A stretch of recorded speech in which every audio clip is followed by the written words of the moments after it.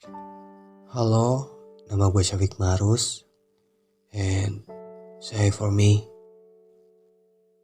Kita mulai aja. Di sini gue mau cerita tentang perjalanan gue selama 3 tahun setelah kejadian itu.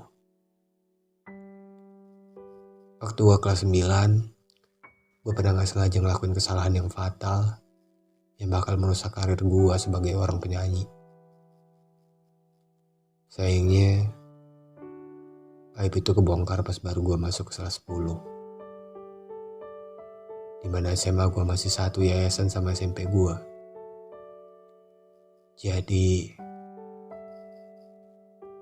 berita apapun tentang gue bakal diketahui juga sama satu yayasan. Singkat cerita, orang tua gue tahu gue kena kasus. Ya, orang tua gue marah besar pastinya. Mereka gak akan pernah mendukung karir gue lagi sampai kapanpun. Semuanya mereka serahin ke gue. Gue terlalu takut untuk bilang kalau gue sebenarnya seorang korban. Karena gue yakin apa yang gue lontarin dari mulut gue gak akan mereka percaya walaupun itu fakta. Kenapa? Ya, karena gue hidup di dunia entertainment yang udah pasti banyak banget godaannya. Satu-satunya langkah terbaik menurut ayah gue saat itu adalah mencabut gue dari sekolah. Kalau menurut kebijakan sekolah, gue sama pelaku sebut aja namanya Akbar. Ini nama samaran ya. Harusnya dikeluarin dari sekolah. Tapi ya gue minta kalau Akbar tetap lanjutin pendidikannya di sekolah. Karena ya gue pengen tahu psikologi dan semua kejadiannya. Akhirnya gue bawa ke psikolog. Gue kira habis gue dari psikolog semuanya bakal jadi lebih baik, ternyata enggak. Ayah gue bawa gue ke 2 psikolog berbeda. Karena ya gue gak lihat ada penyesalan di wajah gue. Ya gue mikir aja, siapa sih yang gak nyesel jadi korban? Siapa yang gak trauma dapat perlakuan kayak gitu? Bukan jangan ngerasa bersalah, tapi dengan gue menunjukkan raut wajah yang bersalah, gue bakal terus-terusan larut dalam dunia gelap gue. Gue gak akan nutup diri buat orang lain. Gue akan berkutat sama kejadian itu dengan terus-terusan nyalahin diri gue. Satu-satunya cara yang bisa gue ngerasa lebih baik ya gue berusaha kelihatan kuat. Pelan-pelan maafin diri gue.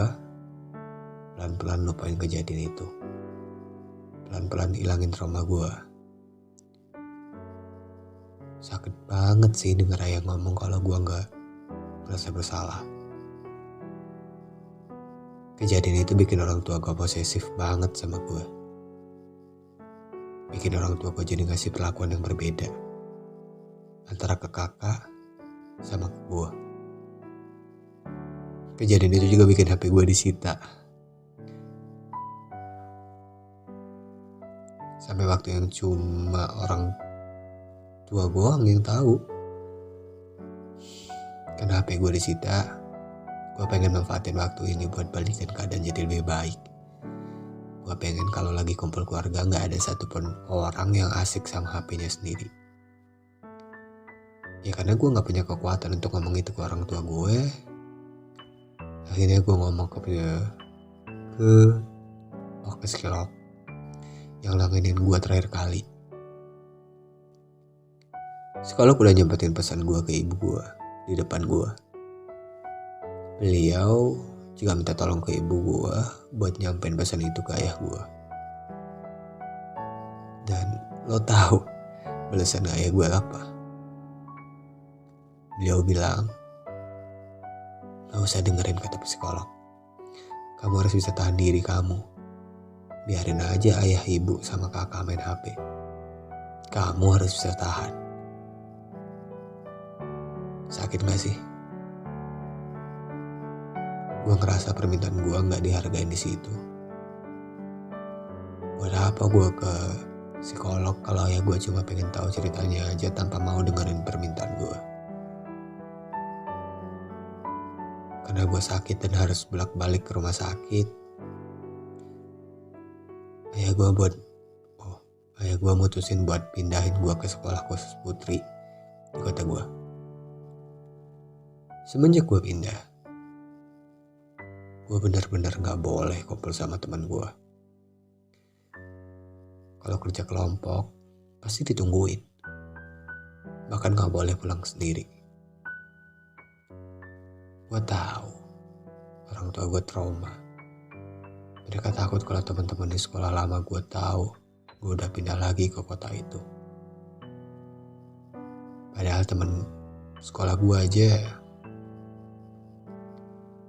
udah tahu gue pernah kasus dan feedback dari mereka baik banget.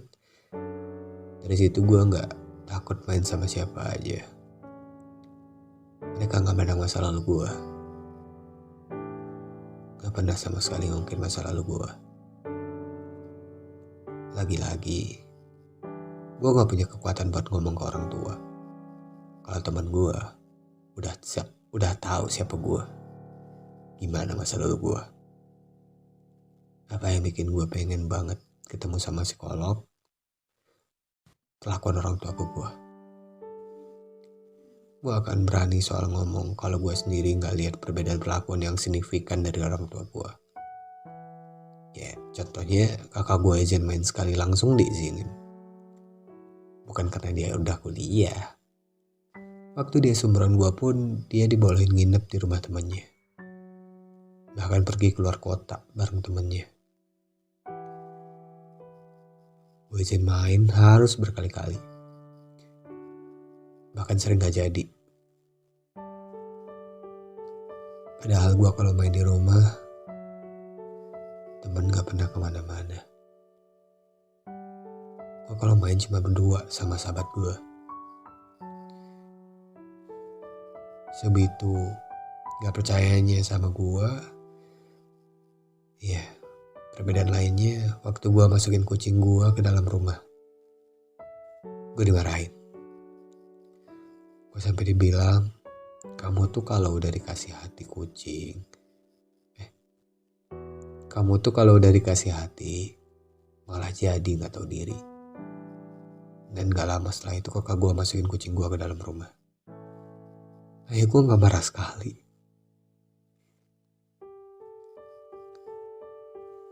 Kalau mau dilihat dari gue ya sering sakit. Harusnya ayah gue ngerti kalau virus gak mandang siapa yang sering sakit. Gue juga selalu merhatiin waktu ayah gue ngomong ke gue sama ke kakak gue. Waktu itu beda banget. Dadanya selalu tinggi kalau ngomongin ke gue. Bawahannya emosian. Kalau gue nanya kadang suka didiamin.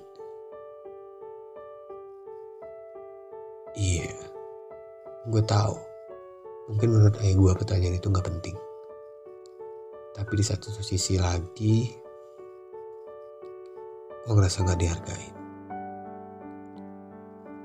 Setiap kakak gue nanya pasti dijawab. Ya sebegitu gak pentingnya pertanyaan gue. Ayah gue selalu cepet tanggap kalau gue ngelakuin kesalahan. Ya walaupun itu gak disengaja. Alasan gue gak pernah mau pergi berdua sama ayah selama 3 tahun terakhir. Ya karena gue tahu ayah gue bakal ngepus gue. Bakal bawa gue ke masa lalu gue. Gue masih terlalu takut untuk ngobrol tentang masa lalu. Sama kayak ibu. Hal apapun yang gue lakuin dan menurut ibu gue salah, bakal langsung dilaporin ke ayah gue. Kenapa gue bisa ngomong gini? Ya karena gue gak sengaja ngebaca chat ayah gue sama ibu gue. Karena udah terlanjur kebaca dan gue kepo, akhirnya gue baca sekalian. Di situ isinya laporan perilaku gue semuanya. Iya, gue. Cuman gue aja yang dilaporin. Bukannya gue munafik, kakak gue pun ngelakuin hal yang sama. Tapi menurut ibu gue, itu gak masalah. Dan ibu gue ngewajarin itu. Gue ngerasa ini benar-benar gak adil. Ngelakuin hal yang sama, tapi dilakuin sama orang yang berbeda. Tapi cuman gue yang laporin. Apa gue dijadiin pelampiasan orang tua gue kalau mereka lagi ada masalah, lagi gak baik-baik aja? Gak tahu.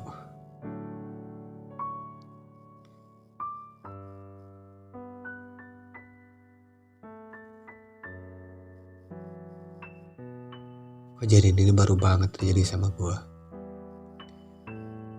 Ya, gue baru bangun tidur, langsung kasih makan kucing gue. Tiba-tiba ibu gue marah ke gue yang gak ada hubungannya sama gue. Kakak gue yang ngelakuin, gue yang dimarahin. Dan situ gue diem aja. Siangnya gue dimarahin lagi gak ada hubungannya sama gue. Gue udah gak bisa nahan emosi. Gue bilang sama ibu, gak usah nanya apa-apa lagi kalau gue. Ya kalau cuman marah-marah. Gak lama setelah itu ayah gue marahin gue.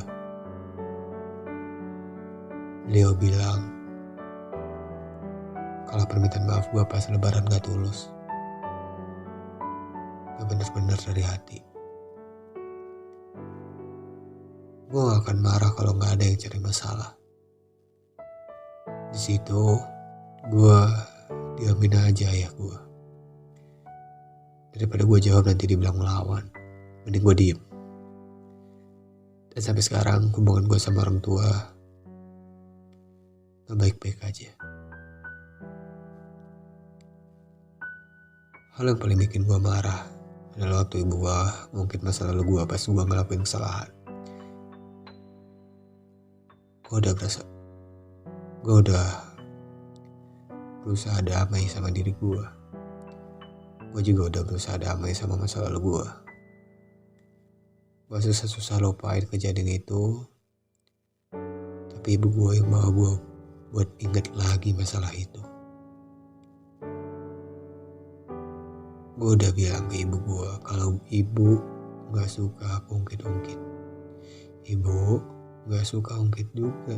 Dan ibu gue gak bereaksi sama sekali. Singkat cerita, gue ngerasa ibu gue pilih kasih antara gue sama kakak gue. Gue bilang ke ibu, mentang-mentang aku pernah kena kasus, apa gak dibolehin? Kenapa sih? Gak tahu jawaban ibu gue. Beliau bilang, lagian sih kamu. Terus siapa yang ngelakuin itu? Iya, gimana gak langsung kena mental? Gue marah banget. Kenapa sih orang tua gak bisa ngerasain jadi gue? Gue butuh support. Bukan disalahin atau dimarahin. Menjelang UTBK pun akhirnya gue gak berharap orang tua gue ngasih support secara langsung. Gue udah bodo amat sama support dari mereka. Menurut gue itu hal yang gak akan mungkin gue dapetin. Justru gue lebih butuh support dari guru-guru gue dan teman-teman gue. Dan orang di sekitar gue. Gue udah terlalu sakit buat mendemin ini. Gue ngerasa kalau gue udah gak bisa pura-pura kelihatan baik-baik aja. Gue udah capek ada di kehidupan yang kayak gini. Selama 3 tahun ini gue berubah. Jadi gue yang pendiam. Yang sering ngurung diri di kamar. Yang gak pernah tutup muka sama orang tua gue. Gue terlalu takut untuk ngelakuin sesuatu. Karena gue takut apa yang gue lakuin selalu salah di mata orang tua gue. Gue ngerasa dengan diperlakukannya gue kayak gini, gue jadi anak emosional. Mood jadi naik turun dan jadi susah untuk support diri gue sendiri. Sekarang gue benar-benar butuh psikolog untuk membantu keadaan gue. Gue gak bisa lagi cerita ke teman gue tentang masalah ini, karena gue gak mau teman gue cuma mandang dari sisi gue aja. Gue juga gak mau orang tua gue nilai buruk sama teman-teman gue. Semoga keputusan gue tepat buat konsultasi sama psikolog. Dan gue nemuin jalan keluar yang bikin kehidupan gue jadi lebih baik. Bahkan hubungan gue dengan orang tua gue sama gue jadi lebih baik.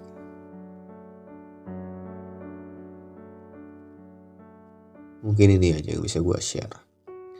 Selebihnya biar jadi rahasia gue sama psikolog gue. Makasih banyak udah mau baca cerita gue.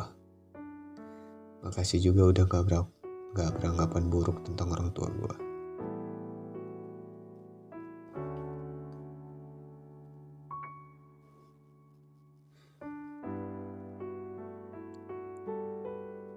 Trauma emang susah dihilangin kalau ya kalau gue sebagai anak, emang gue anak maksudnya.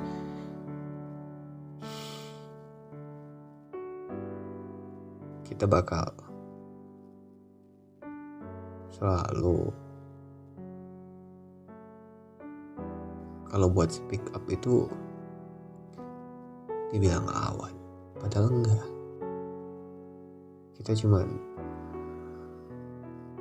tunjukin pandangan kita terhadap masalah itu. Tapi kadang orang tua gak pedulin itu.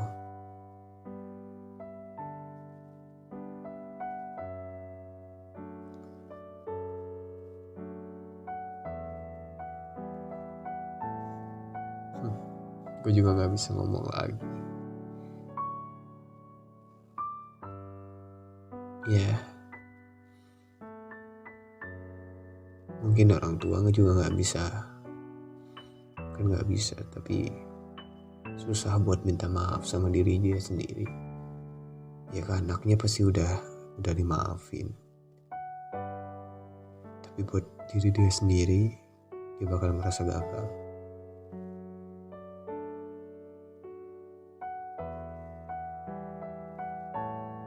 Kita tunggu waktu membuat jawaban semuanya.